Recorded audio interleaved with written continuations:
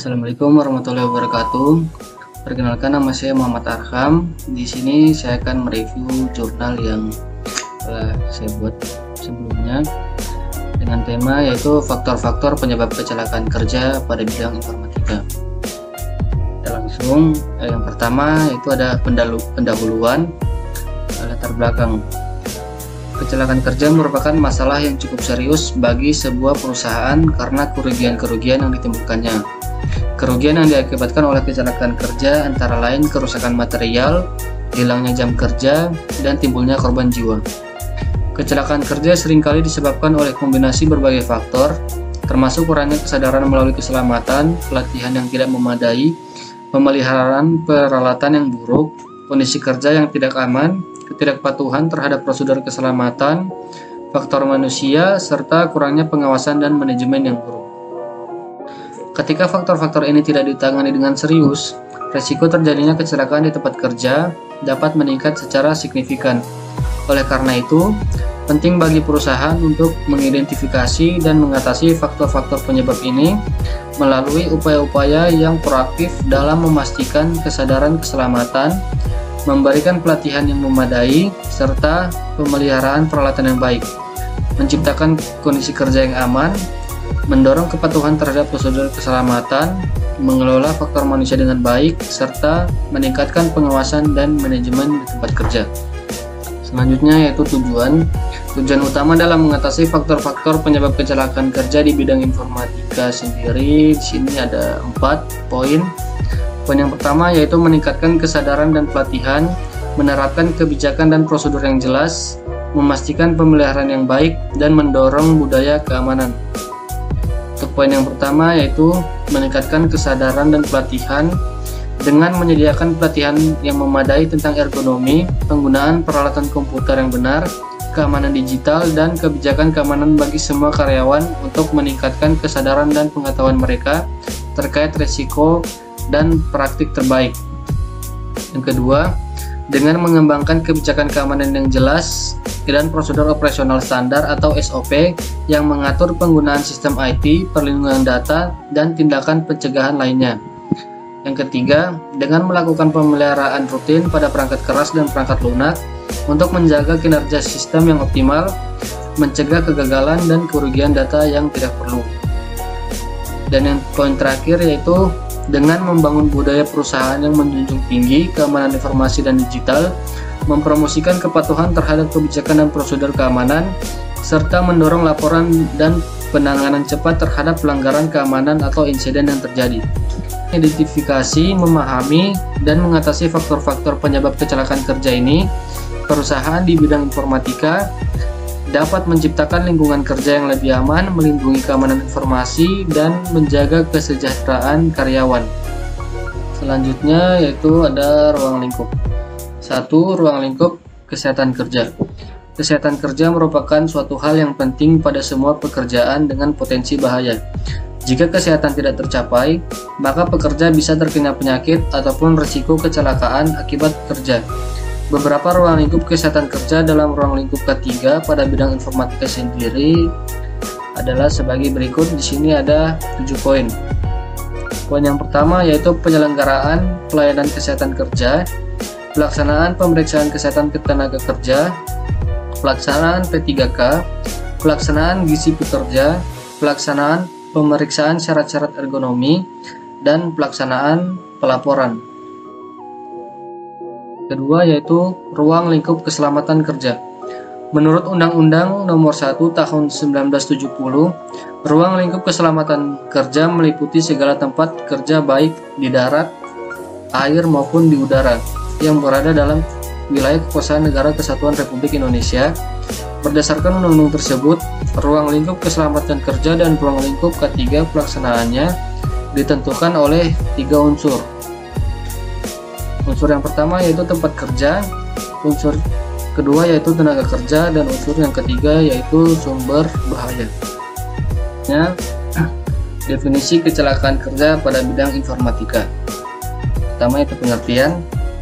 Pengertian kecelakaan kerja dalam bidang informatika adalah sebuah insiden atau kejadian yang mengakibatkan seorang menderita cedera secara fisik maupun mental yang terjadi pada pekerja.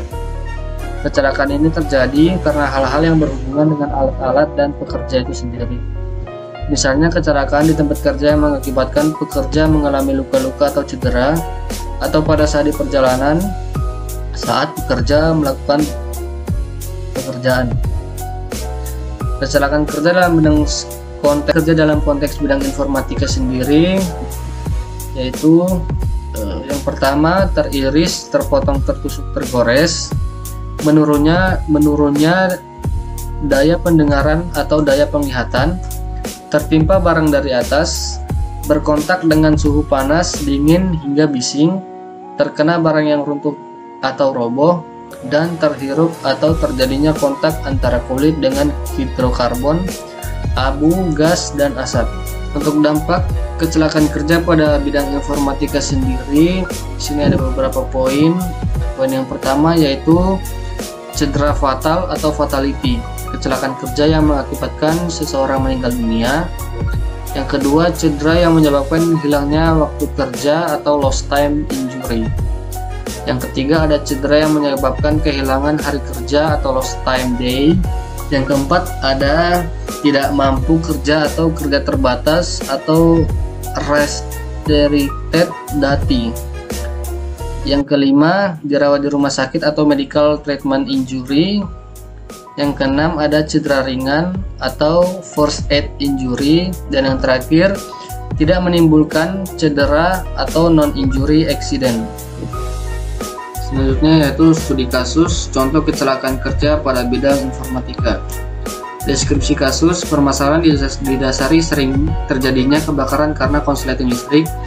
Hal ini merupakan akibat dari kurangnya pemahaman masyarakat mengenai pemanfaatan, pemilihan peralatan listrik yang benar dan aman, serta tingginya rumah yang berpotensi terbakar karena instalasi listrik yang berumur lebih dari 20 tahun atau human error, dan rumah berbahan kayu. Pembuatan prototipe instalasi listrik merupakan solusi yang ditawarkan kepada masyarakat dengan mengacu pada Persyaratan Umum Instalasi Listrik atau PUL 2000 untuk rumah tinggal dan Standar Nasional Indonesia atau SNI untuk peralatan-peralatan instalasi. Selanjutnya itu ada analisis faktor-faktor penyebab.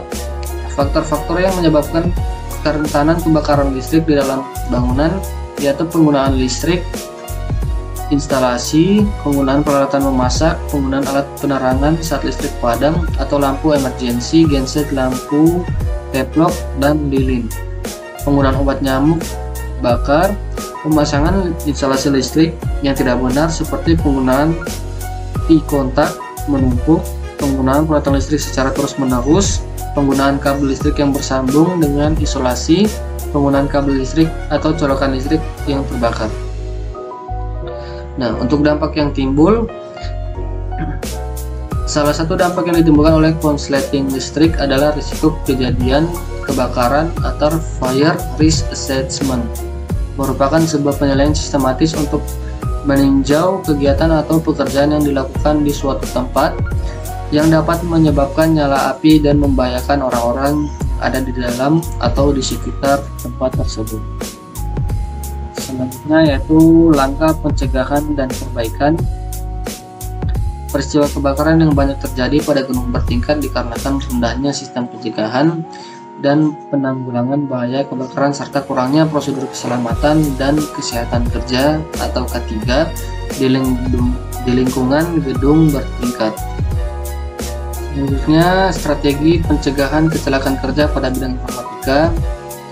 Sini saya hanya membacakan poin-poin saja. Yang pertama ada identifikasi dan evaluasi risiko, yaitu terdapat beberapa langkah yang penting dalam identifikasi dan evaluasi risiko di bidang informatika. Yang kedua, pelatihan dan edukasi keselamatan kerja.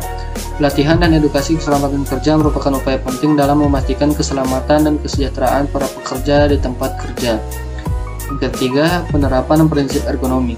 Dengan memahami prinsip ergonomi dapat mempermudah evaluasi setiap tugas atau pekerjaan.